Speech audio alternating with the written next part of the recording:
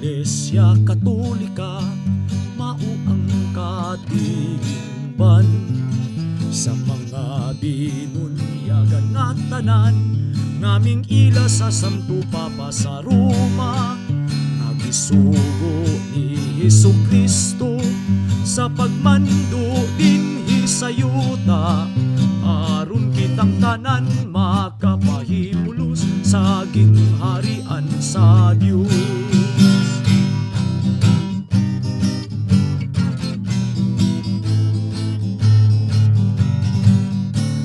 Atong pagtuong Katoliko tinukod sa Ginoo, atong gimahal man sa ngatanan ug dungog sa atong yuta. Ang Visitor 4, nag-ispot ka na sa the marks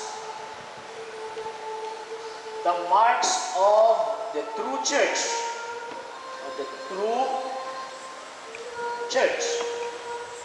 So katong niagi ang inyong presentation, purely true church lang.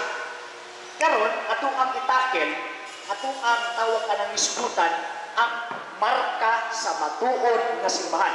So kung tag true church, ang opposite ni anang true unsa man? False. So ang opposite sa true, false. Pag mayroong tawag true, ang buti pasabot na genuine, tinuod yun. Dili siya baka, walay sagol nga gitawag o baka. So pag mayroong tag marka sa matuod nga simbahan, kanang term nga marks sa theological definition, gitawag niya sa it points to ang iyang kahulugan. It points to something. So pag mayroong kita o aso, makita mo nga naay aso tungod kay naay kalayo. So ang marka sa kalayo mao tong gitawag og aso nga imong tawag anang makita. So pag mayroong taog marks of the true church, so kining marka nagapunting ni sa usa ka butang o usa ka persona. Pag mayroong taog marks of the true church, wala may laing tawag anang persona nga nagtukod og church, nagtukod og simbahan diya sa Biblia. Walay lain ang atong Ginoong Jesucristo. Muna kung ino basahon ng St. Matthew chapter 16 verse 18, pag-ingon niya, to is Petros et superhag Petram, edificabit Messianeam, et fortis et frenon, privalibon adversus iam. Sutihan ko ikaw, Pedro, ibabaw ni bato, tukuron ko ang akong simbahan, kung bisag gani ang kamatayon, dili kayo makabuntok ini. So ang buti pasabot, kanang giingon nilang marka na nagapunti sa usa ka tawo o sa kapagkamao, ang buti pasabot, kanang maong marka, ang anang nga makita, nagayag na makita ni ini mong simbahan na nagapunti sa iyang magtutukod na mao sa Ginoong Jesucristo. So pagitang marks of the true church, nagapunting na tanan kang Ginoong Jesucristo. So ang tanang marka na naan ining maong gitawag mong simbahan na nagapunting walay lain gawas sa atong Ginoong Jesucristo. So nanong naa may marka ang simbahan ni Kristo? Nanuman, kay si Kristo wala man magtukod og ngalan.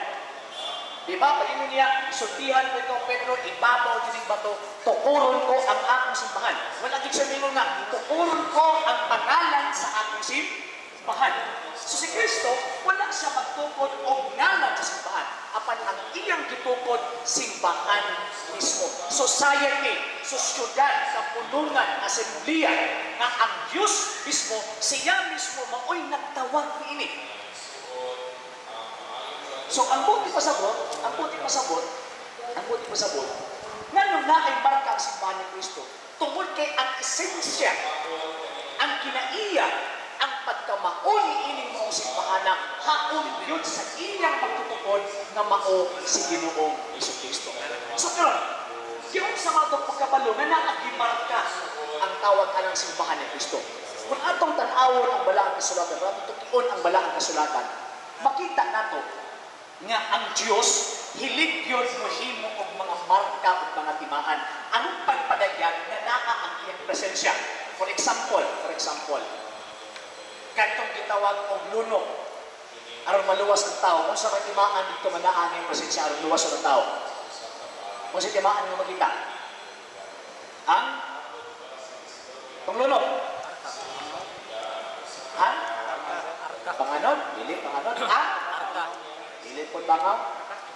O sa tos mga timaan na makita na ito, nga naang kasabutan. Pero kanang literal di ba nga makitaan yun? Arka.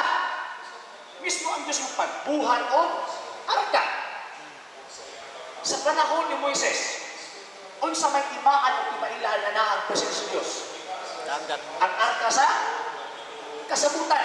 Ingon ang Diyos, diha ko makikabot kaninyo. So ang Diyos, sa daang tugon, hilig siya magpakita og mga timaan o mga marka ang pagpadayan na naas ang iyang presensya o naas siya. So diha sa balang kasulatan, makita nato nga wala dayon mubuto ang simbahan. Wala dayon mugawas ang simbahan nga mubuto lang ang muraog tawag anang magic nga nitong malagalit. Dili parehaso ng mga pundo karon ba nga pinipangon ang matuod na iglesia. Itumaw ang matuod na iglesia kay sa unang iglesia na talikod kini.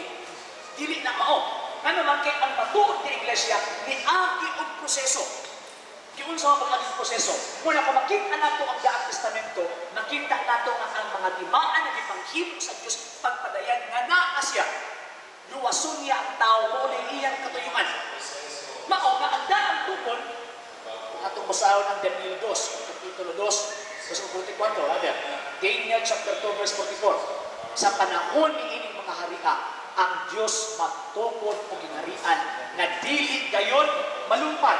Daniel chapter 2, verse 44. Okay? Ningon ang mga propeta. Ang Diyos magtukod og usa ka ginharian na dili gayon malumpat ni ang iyang gahom maagaw sa lain. Di yun maagaw sa lain iyang gitawag gahom. So, magtukod siya og kingdom. Ganun ingon man ang mga propeta. Pinaagi sa bakmas propeta na mulong ang Diyos. Ganun ingon mga propeta nga magtukod ang Diyos og gingharian. Ganun man kay ang gingharian gitukod sa tao dili gayon mulumtan. Nakabalo ang Diyos niya ang ginharian na gitukod sa mga patriarka o mga propeta na ilang gipasakupan dili o dili gayon mulumtan. Nakita nila na imperfect nga naman kay ang tao imperfect man tusa. So dili perfect ang kingdom before natukod ang kining kingdom na gitukod sa Diyos tungod kay ang natukod ato ginharian na tao lang man. So imperfect. Kung tao ra ang magtukod o gingharian, imperfect na. Dili na perfecto. Anytime, bisag unsang orasa, pwede na malumpag, pwede na mawala o makanaw. Nga naman, tao lang man ang gatukod ni anang maong gingharian.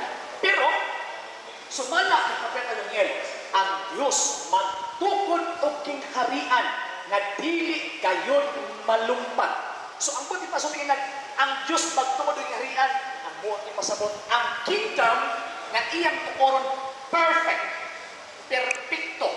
Sa theology nun sa kingdom, kaangayan, gugma, dinhi, kingdom, usa ka society, usa ka tawag anang kapunungan, kahumpungan sa mga tao, nga ang Diyos mismo ang nagtukod. Unya, kiling harian, Salmo Kapitulo 5, 27, 1. Mamahimong tawang lang ang mga tinungkod o tao. Gawas kon ang Diyos mo'y magtukod ni anang maong balay. So makita nato ang connection sa Daniel 2 chapter 2 verse 44 na kini maghihalian sa palibot dili yun na mulumtan. Ano man kay ang tinukod ang balay na tinukod tao dili yun na mamahimong itawag og balungtaron. Sumala pa ni sa David, mahimong tawag ang tinukod lamang ng tao. So kung makita nato sa atong palibot, yan ay mga pundok nga tinukod lamang ng tao, kanang maong pundok ka sa umaabot, kawang na. Ganuman, gawas kung ang Diyos mo ay magtukod, ang ubang mga tinukod, mamahimong tawag. Mamahimong useless, mamahimong walay pulos. Tukod niya o harian, Tukod niya ang iyang maong gitawag ko simbahan, ang gitukod niya maong kingdom, kunya kanang mong ingarikana, ingon siya, butangan o ilhanan kanang maong dalana. So ang maong dalan, ang maong gitawag og pundok, butangan o gitawag og timaan. Wanang sa Jeremias Kapitulo 31, versikulo 21. Kuha ko sa iyo. Tama ka? 31, 21. Jeremias Kapitulo 31, versikulo 21. Namiingon ang mga propeta, ang dalan, butangan o timaan. Na kanang dalana, diskuto ni propeta Jeremias, nagapunting ka na sa pundok. Buhat sa mga apostoles, Kapitulo 24, versikulo 14. Referido na sa sekta, referido na sa pundok, o referido na sa asamblea sa mga tao. So pag-ingon sa Diyos, magtawal yung harian, katang pinungon ng tao-tawang lang na, kanang maong dinarian ang gitawag o dalan, sa Bagong Testamento, butangan siya o timaan, butangan siya o marka, butangan o ilhanan, ang makita nato na kanang maong dalana, kanang maong dinghariana, iya kayon sa Diyos. Question, kining duha, asa man nila natuman? Asa nila tapok na natuman na ang Diyos magtukod ng harian, kadili kinmalumpa, kunya asa natuman na ang Diyos mismo magtukod o nagtukod ng balay. Kung atong basahon, ang St. Matthew, chapter 16, verse 18, balik again, nagkingon si Kristo, sultihan ko ikaw si Pedro, kung ibabaw ng ining bato, tukuron ko ang akong simbahan. Kaya kining simbahan na giingon ni Ginoong Kristo, sumala kay San Pablo, 1 Timoteo, Kapitulo 3, versikulo 15, mauni ang panimalay o balay sa buhing Diyos.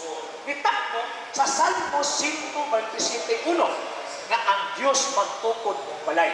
So, pinili ang balay, nag-iskuta na sa Kristo David, referido ni sa simbahan, nag-itukod ni Kristo, na sumala pa ng propeta Daniel, ang Diyos magtukod o ginharian na dili kayo malumpag. So, ang buot ipasabot, kinig maong balaya, mauni ang ginharian, nagitukod sa Diyos, o maupuning balaya, naging ang Diyos mismo mo ay nagpundar, o maupuning punduka, nagiingon ni Propeta Jeremias na butangan o timaan, butangan o ilhanan. Nakuha ba, sir? Mga sir? Gets ba? Okay, so karon, unsa man tong mga ilhanan o mga timaan na diin makita na kapag na iya yun si Ginoong Kristo. Remember, again, si Kristo ang magtukod ni Ana. Kasi Kristo man ang magtukod ni Ana, naturalmente na ang maong mga timaan nagapunting yun na ang Ginoong Kristo. Nagapunting sa iyahatanan. Ano man, kaya mamahimong kawang ang sa kapundok kung ang maong gitawag ng pundok wala nagpunting o wala nagatudlok sa iyang magtutukod. Manang giingon ni San Pablo, Colosas 1:18. Sumala pa ni San Pablo, si Kristo ang ulo, ang simbahan, mao ang iyang lawas.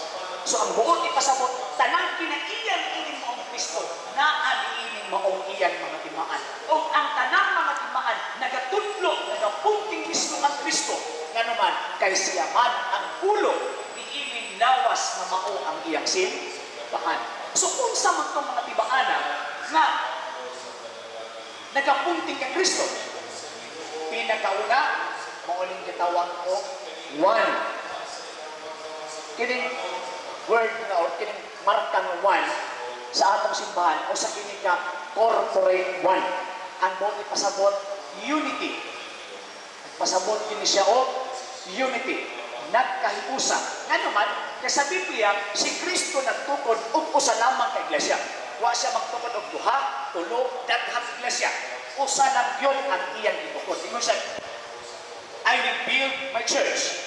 Wa siya maingon nga, I will build my churches. Ingon niya, I build my church. Usa lang ito po. Unya, ang gitukod usa, ang nagtukod po, usa lang po kabuok.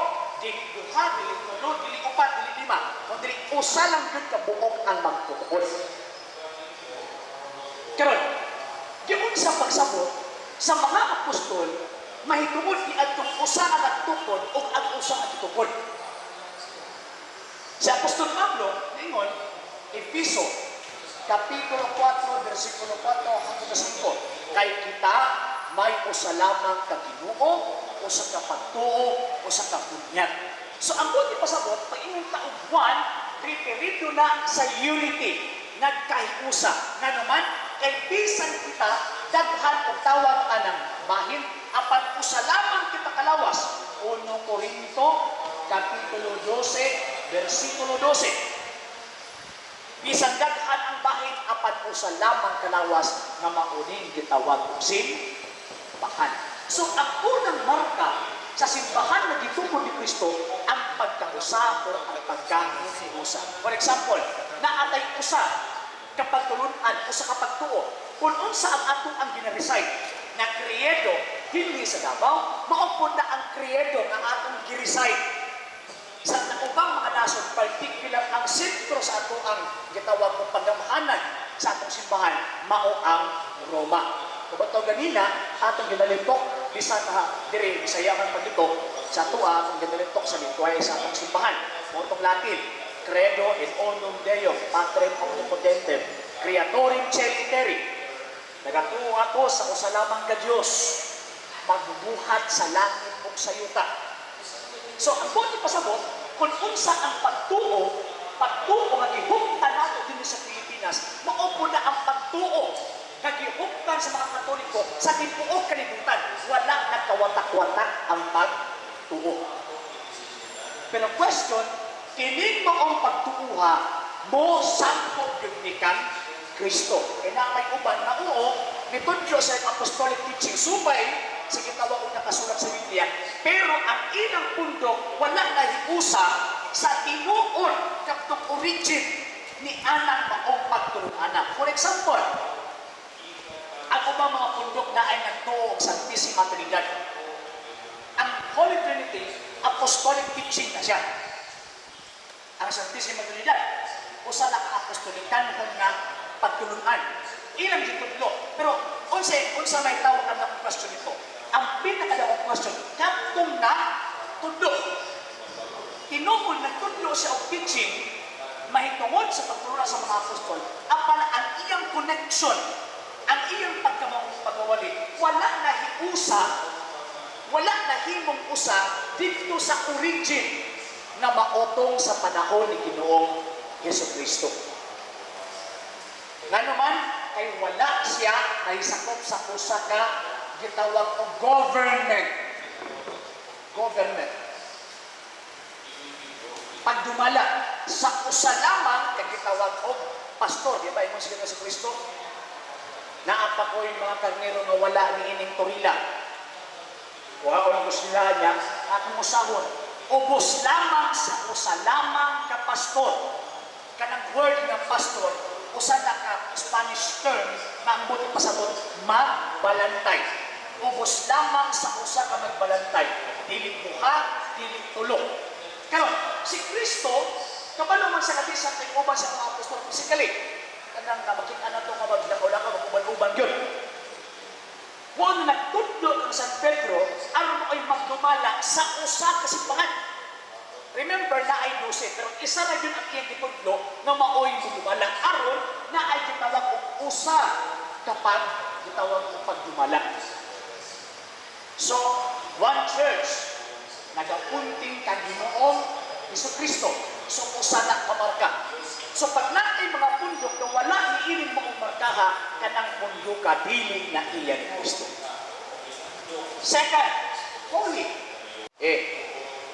Balaan? Balaan man si Kristo. Mga sila nga tawag anang si Kristo daw. Bilaan daw si Kristo. Bilaan o pulaan.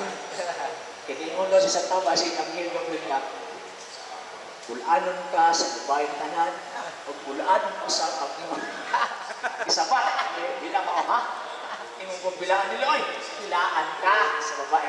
Bilaan mo sa pag-ibig kasama. Hindi na ako.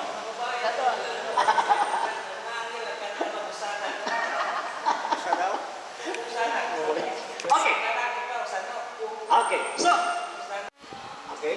So, balaan ang simbahan ni Kristo. Nga naman, tungkol kay si Kristo nga ulo, balaan, ang lawas pag-usap, balaan. Prueba, kasi Kristo balaan. Hebrewhanon, Kapitulo 7, versikulo 26. Si Kristo balaan. O niya, ang simbahan po niya, balaan po. 1 Corinto, Kapitulo 14, versikulo 23. Kaya kita nahisupok sa usa ka balaang simbahan. Balaan gitawag o katawhan. So diya sa Biblia, klaro kasi Kristo nga ulo, ang simbahan mo yung lawas, pareho ang kinaiya, balaan. Ano man kay ang tuluan, sa paras nga maong si Kristo, balaan man. San Juan, Kapitulo 15, versikulo 1 hangtod sa 2. Kasi man ang puluan, nga balaan, mamunga po sa bisig balaan. So walay laing pundo nga nakabunga ang balaan, gawas ni ining maong atong simbahan. Nakabunga sa balaan, kasi sumala talaga ng Kristo, ang kahoy mailagayon sa iyang gitawag o bunga. Kung kita ng mga Katoliko,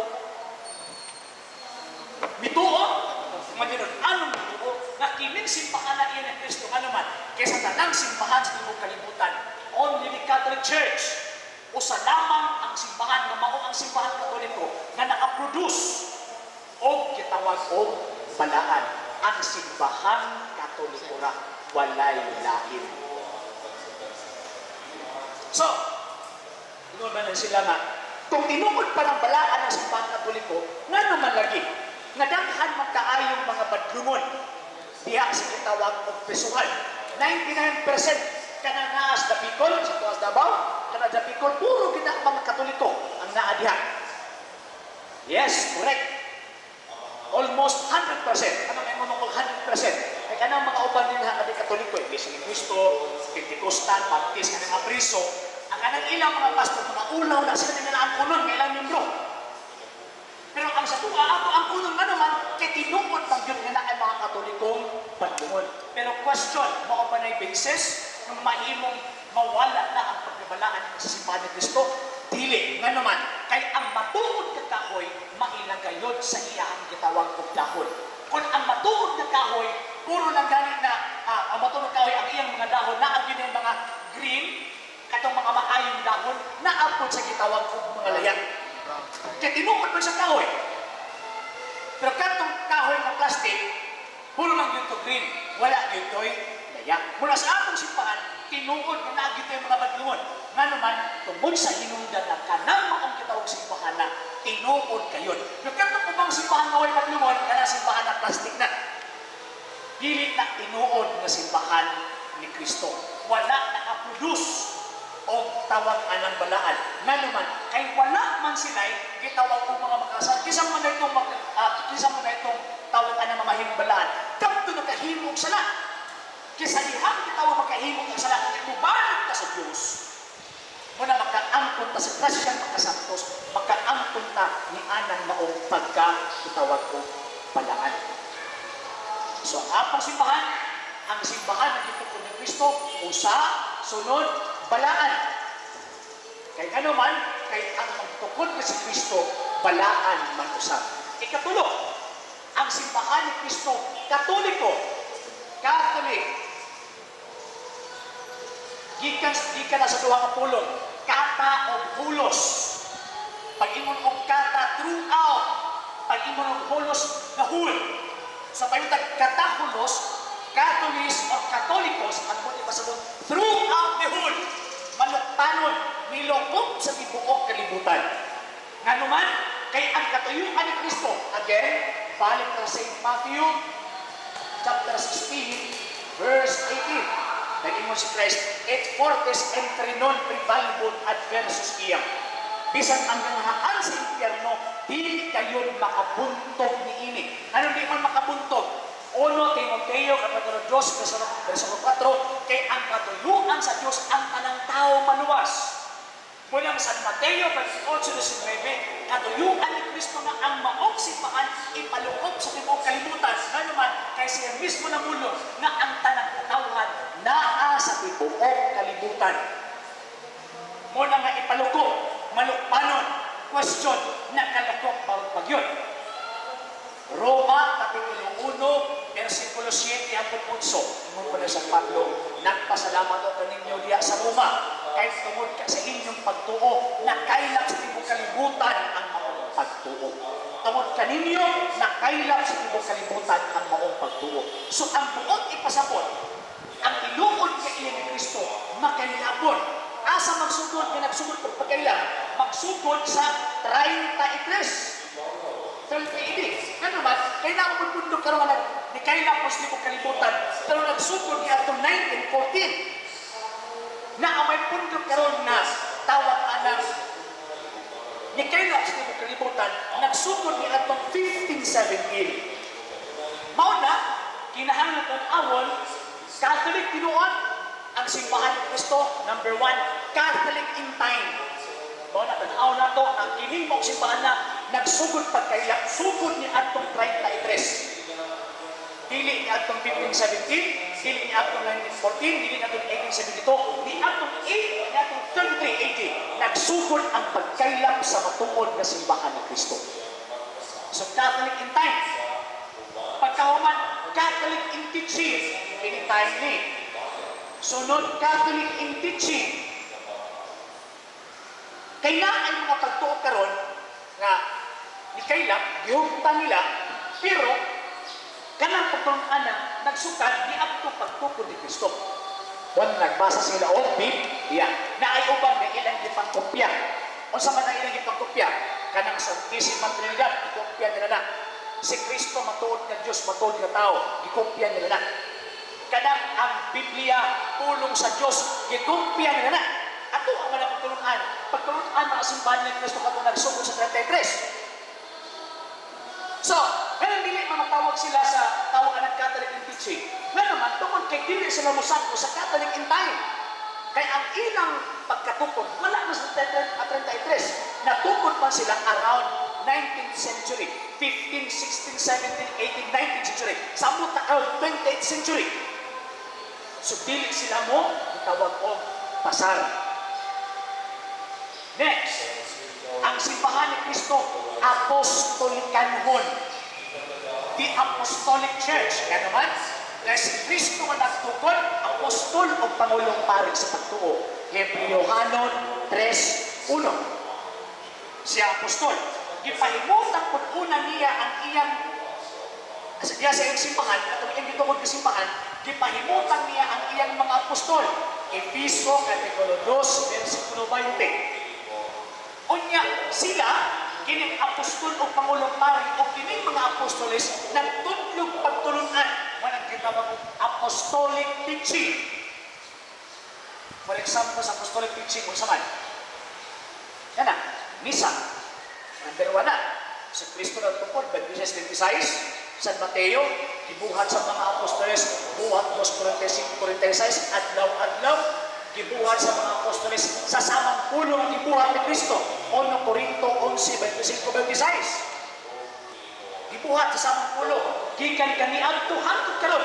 Gibuhat nato adlaw-adlaw ang pagtuman sa kasulatan nga gikan sa pagsubang sa adlaw hangtod sa pagsalot ang puti nga halad ikahalad ngadto sa Dios. Malakias 1:11. So, kana pinakaunang pinakalig-on nga ebidensya nga kanang maong simbahan na apostolic church nga naman kay nagahupot sa apostolic teaching. Number 2, apostolic in origin. Nga naman, kay daghan karon na nag-angkong apostolikanhon daw ko ng ilang simbahan. Again, pero ang ilang kasaysayan mosangkot lang kang Martin Lutero ni atong 1517. Kasi mo pasabot na ng apostolic in origin na ay gitawag og succession, na ay apostolic succession gikan kang Kristo kang San Pedro until now. Wag yun na mabugtok na naman sa Ginoo sa Kristo. San Mateo So 20, ang gingon ni Christ, I will with you always till the end of time. Walay kudlok sa minuto, pag mayon ganit kanunay, walay kudlok sa segundo, minuto, oras, adlaw, simana, bulan, o tuig, nga mohunong sa pag-uban ng inyong mga simbahan na. So kaya di man sa mohunong pag-uban, so giganian mo 33 ang ilnaw na ay kitawag og apostolic succession. Na ay forever. Na ay apostolic succession. So ang simbahan ni Kristo karon almost 2,000 years old na. So pag na ay simbahan mga ambog, mayroon sila na 100 years na may di na ko iya ni Kristo. 50 years na may di na iya ni Kristo. Kung mayroon sila 100 years na sila, mas tawag na ng magulang pa ito bamboo organ. Kaya niabot ang 200 years. Ito century pa ito. Mas magulang pa, tawag na lang, mga ilim nun. Mas maguwang pang tanduay. Kontra nila. Pero ang simbahan ni Kristo, almost 2,000 years old na. Nga naman, ay ang saan ni Kristo, ako magkauban kalimut kanunay, hangtod sa katapunan sa kalibutan. So ang buong ipasabot, naasa kitawag kong apostolic succession. Dili yun na mabugto. Aron, magkapot ang katuyuan. Aron ang tanang tao luwas. Eh kung tinuod na rin yun ako na tinuod sila, so ang buong ipasabot, before dahil sila nagawas, before dahil sila napukod, wala ay kaluwasan. For example, 1914, Iglesia ni Cristo ni Manalo. Yung sila, pag hindi ka maging kaanyag sa Iglesia ni Cristo, mapupunta ka sa taga-tagatang apoy. Ano sa ama sila dito na? Nitumaw sila na atong May, December 14. So ang buti pasabot, sa wapaday ang 1914, wala ay kaluwasan. Diba? Wala ay kaluwasan ka naman, natungkol ba sila anong panahon na? Pero hanggang Kristo, consistent. Hanggang Kristo, ano man, gikan sa pagkatungkol, hangtod karon ang simbahan, buhi, o nagpabiling na minungtan o barog ang makapot ang katuyuan nga ang tanang tao maluwas. So naana, usa, santa, katolika o apostolika ng simbahan. O kining maong upat ka marka na ang una sila kitawag o relasyon sa matag usa ka marka. Kay dili ka mamahimong usa kung dili ka apostolikan mon. Dili ka mamahimong palaan kung dili na mo ang usa na apostolikan ng gitugod ni Kristo. O dili ko na mamahimong katolika kung dili ka nagikan sa mga apostol o katong usa na simbahan na gitugod ni Kristo. So kining maong upat na agyo relasyon sa matag usa. Dili mawala kining upat sa usa ka simbahan na gitugod ni Kristo. So, anong gitawag mga simbahan katoliko o Roman Catholic Church? Kanang word nga Romano, ano na sila nga, dapat ang atuang tawag ang parang simbahan, Filipino Catholics. Dili Roman Catholic, yung mga Filipino kita. Usak na lang kasi yung pagsabot. Sa gitawag ko maong termino na Romano Catholic simbahan, nga naman, ay ang term na Roman Catholic Church, dili na siya racial term. Kung dili usa ka na siya ka ecclesiastical term. Usa ka ecclesiastical home termino, pangsimbahan na termino na nagapunting sa pundok nga ang iyang sentro sa pagdumala naasa Roma. Wala sa Pilipinas, wala sa Amerika, naasa Roma. Pero naama sa Roma, tawag kikanang nasura mauna ang nakahatag sa iyang tuma. Roma 1:7-8. Maupo ng simbahan ng awada-wada sa Jerusalem. Baik 3:11, giabto sa Roma o padulong sa Roma, mikailap sa tibuok kalibutan. Mao nang mituta na kining simbahan na mauni ang iya ang simbahan na iya mismo nga gitukod ni Ginoong Jesucristo. So, makita nato nga kanang maong simbahan pag wala kani bisan usa ka marka o wala din upat ka marka sa kanang pundok ka makita gusto sa palibot kanang maong pundok ka dili na iya ni Kristo. Kay ang tinuod na iglesia na iya ni Kristo usa, palaan, makailapon kung katolika, pagkahuman apostolika, niabot sa Roma, gikan sa Roma, ni kailap sa tibuok kalibutan. Diyon sa mga pagkasiguro nga kanang Roman Catholic Church mo na ang simbahan na atong gipasakupan karon. Makasiguro ta ano man kay atong 1521 sa pag-anhi ni Fernando Magallanes dinhi sa Pilipinas uban ang mga pari na nangulo sa mga pari o sa Pedro Valderrama nagingkan mismo sa Espanya from Spain to Philippines. Ang maong pagtuo gikan sa Espanya gidala sa Pilipinas. Ni atong 1521. Question, kinsa man pod ang nagdala sa pagtuo gikan sa Espanya? Kana sa Espanya, kinsa ang nagdala sa pagtuo dito? Pablo. Si San Pablo, Roma 15:24 o 28. Miadto San Pablo dito sa Roma o nagwali o 90% ang naa sa Espanya puro na Katoliko. Nagpasabot na ang pagtuo nga ila nadawat gikan kay San Pablo pagtuong Katoliko. Gikan sa Roma naabot sa Espanya, from Spain naabot sa Pilipinas atong 1521, gikan sa tawag anang Cebu naabot og Luzon naabot og Mindanao. Mao na nagpasakop ta ni ining maong gitawag og simbahan nga naman kay matuod din na simbahan mao ni ang simbahan nga gitukod ni Kristo. Amen. So, na-present na nato ang basic decorum 4